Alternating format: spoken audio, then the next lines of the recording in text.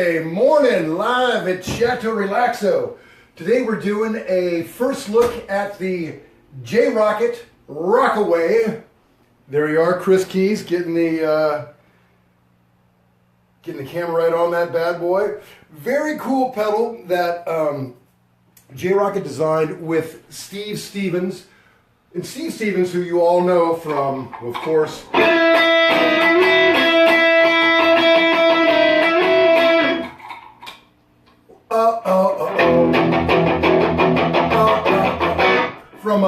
from our friend Billy Idol. Steve Stevens is a shockingly great guitar player, and he got together with these guys and designed this killer pedal which combines overdrive and an EQ, six-band EQ, all in one true bypass, rock solid little package. And man, let me show you some of the cool tricks on this. Shall we? Let's do it. Okay, let's do it. Here's a cool trick.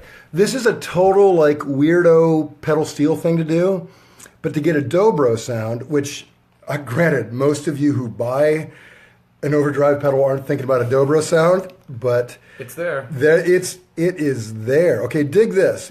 One up, one down, one up, one down, like that. But dig this tone. It is so...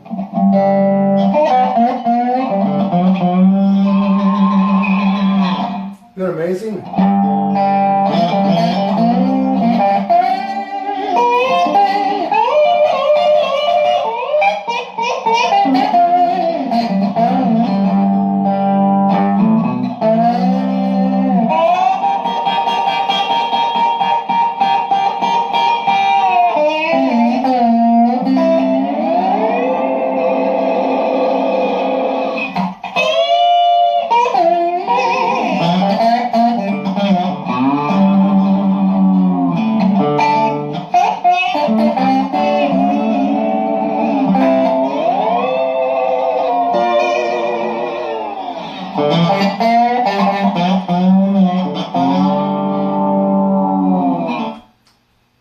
That is like really close, right? Yeah. One trick I've been doing for years is when I play a Dobro live in live situation. I've got like 3 different Dobros with pickups in them, and they're all okay, but they're not like really Dobro-ish. But I found that if you run through a 6-band EQ, one up, one down like that, it gets that sound. So with a Dobro, it's even closer. But I'm amazed with a Telecaster how close that is. Do people out in internet land hear that thing? Does it sound in the room? And this is just me plugging. This is my old Tele running into that, and I've got a little bit of reverb, and it's going to this Valve Train amp over here, this Trenton amp, totally flat, but man.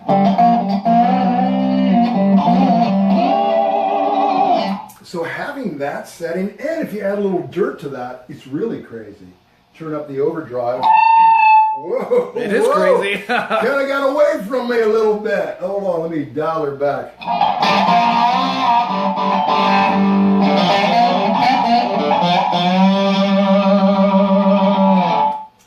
Pretty cool little extra benefit, right? Yeah.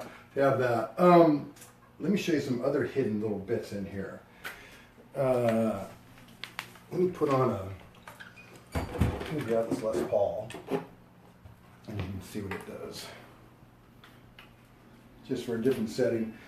But it's a great idea. I mean, because I would love to have a EQ pedal on my board, but because space is such a premium, I hate having more than I need, but this whole 2-in-1 thing is great. And you can just dial up whatever you want. Let me try and find, okay, I've got some stats on this. It says up to 18 dB of cut or boost in all 6 of these frequencies. Oops, sorry about that. And frequencies from left to right are 100 hertz, 200, 400, 800, 1.6K, and 3.2K. And man, every frequency you bump up, it really bumps. And you can do weird bits like dig this. This is kind of a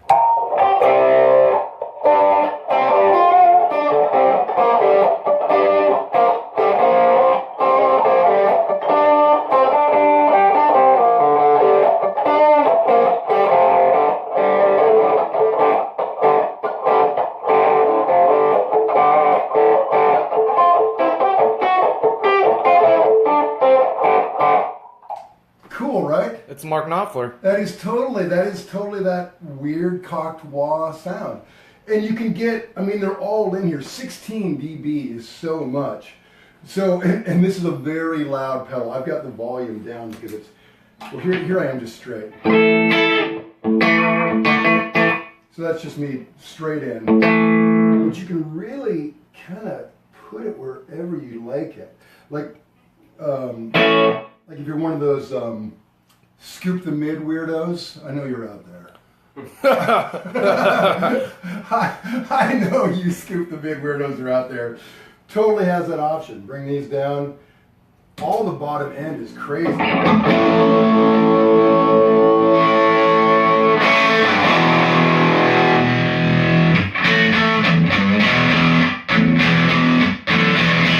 Take down that high end a little bit.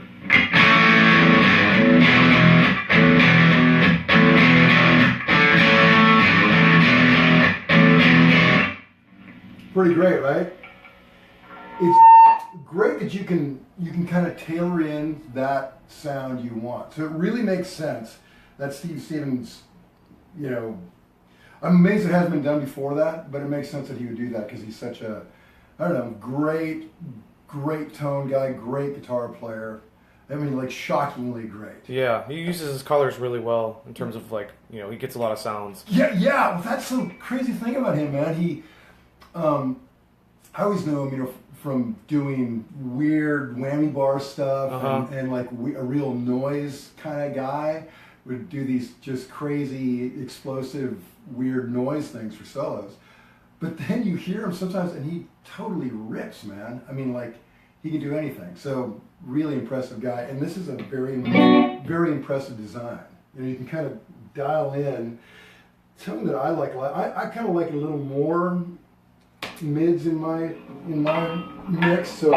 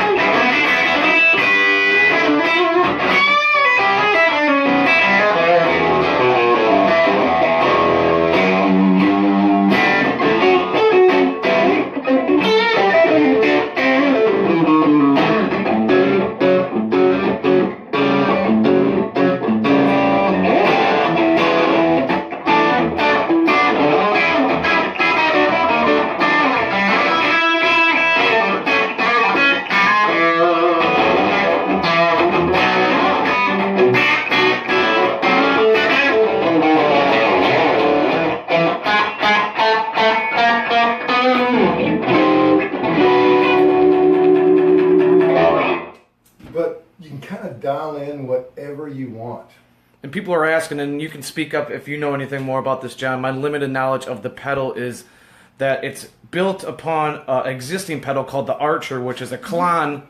Right. And then where Steve Stevens took it to another level is adding the EQ section. Right, yeah, that's the story that I got. And okay. I think we reviewed the Archer in a Overdrive shootout. I think 2015. Yeah. And that was a really impressive pedal. I mean, there's a lot of guys out there replacing their clones with that pedal or something like that. The Soul Food was another popular one too. Yeah, and Soul Food was a electroharmonic Soul Food, really affordable pedal, which is such a better alternative than bringing out your $1,000 or $2,000 clones. I don't know what clones go for. It's like $3,000 or something. No way. Oh my God. John Bohlinger money. Yeah, in Fantasyland, in crazy Fantasyland. Yeah, that's mind blowing. So yeah, this is the original Archer was we reviewed a couple of years ago. Yeah. They had a lot of success with it, but this is such a huge upgrade. Because man, just having those weirdo settings available, you know, it's cool to you can dial in whatever you like, but I like that, particularly for a studio tool, to be able to do something that varied with it. Pretty great, you know. And it's a very loud pedal. I mean, because you've got that 16 dB per per notch on that EQ, that's like a ton of gain. Yeah, flexibility for sure. Yeah, but not super overdrive. Not a super dirty pedal. Much like the Klon. It's it gets dirty, but it's not like a rectifier dirty. It's more of a kind of a more. It's more of a more rather than like coloring your tone. Yeah, and it into a slightly overdriven amp, really going to be great there. It'll bring you up to the next level, or in a clean platform, to give you whatever you want. What I really like too is just kind of bringing in that bottom end a bit. Okay.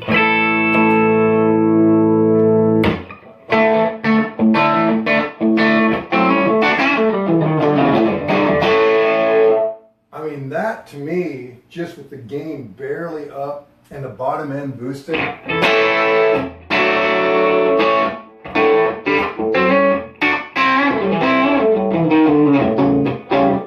would never even turn that off probably.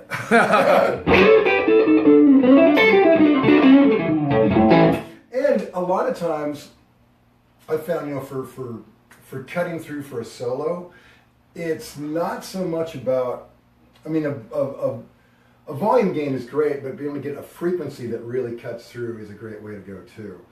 So something like this, when you're playing along, whatever.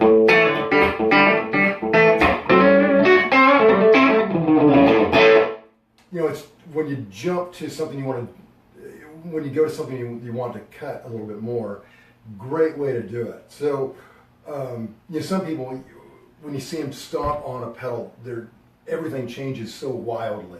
It doesn't even sound like the same guy or same guitar. This, you can make it as subtle as you want, but just kind of highlight the frequencies that'll make it pop through a mix.